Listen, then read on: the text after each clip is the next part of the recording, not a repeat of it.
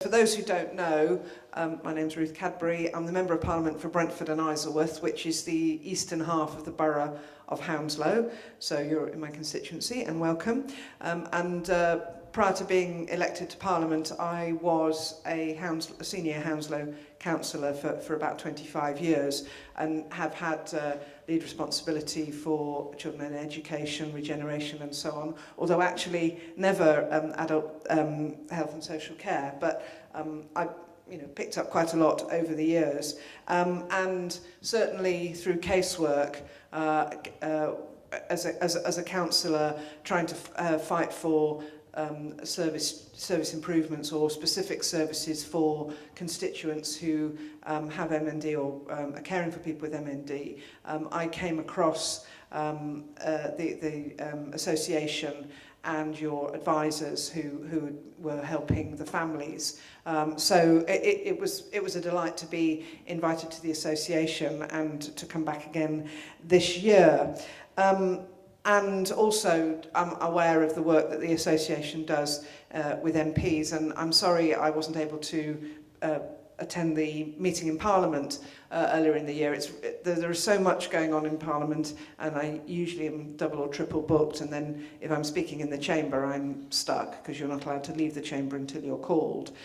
So I can't remember exactly what was happening that day, but I would have been there if I could. And I'm glad it was successful, because I think it is really important, particularly for any MPs who've not dealt directly with people with MND. It's important that MPs understand, but also those of us who do want to do our bit to ask questions in Parliament, move legislation along, raise issues in the chamber of the House, sponsor or speak at debates and so on, because as you so rightly say, Janice, and obviously you all know that there are special things about MND where you need not just appropriate but also timely support, and I think the changes in the NICE guidelines are an example of how those improvements have made a difference. But on the ground, day to day, as I'm sure you know, it doesn't always work out like that, and it must be very frustrating sometimes. And one of the biggest difficulties we have is the funding cuts to local authorities. Most local authorities, except a few like David Cameron's local authority, most local authorities have received year after year after year of cuts, and the biggest funding, revenue funding of all local authorities is social care, children's social care and adult social care. 75% plus of most of our council tax and the grants from government to local government is on social care.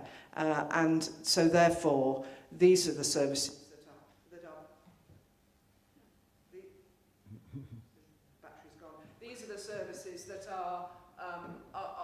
that are receiving the cutbacks, and it's not meanness or cruelty by councillors.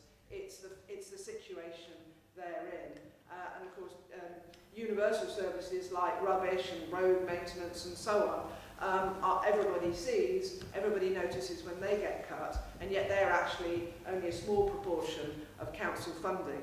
So local authorities are making very, very difficult decisions, and people, often the kind of people who are key to making decisions or directing policy in a local authority, they're often the people who are being made redundant or taking early retirement, or frankly leaving under the stress. So it isn't easy. And then compounding on top of that, for people with housing need, there is a massive housing crisis in London and the South East.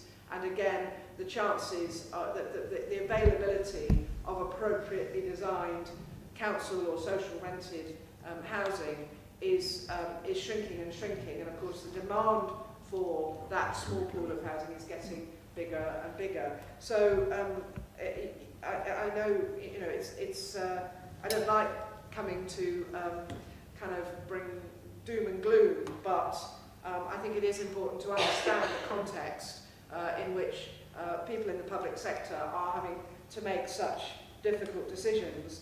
but you know, you are so fortunate in being involved with and having, if you are living with MND, to have an association.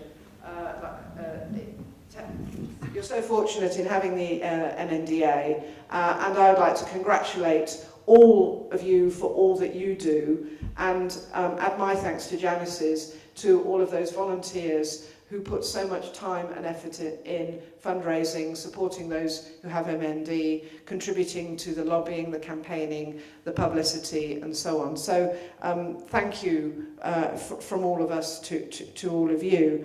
And that's all I have to say.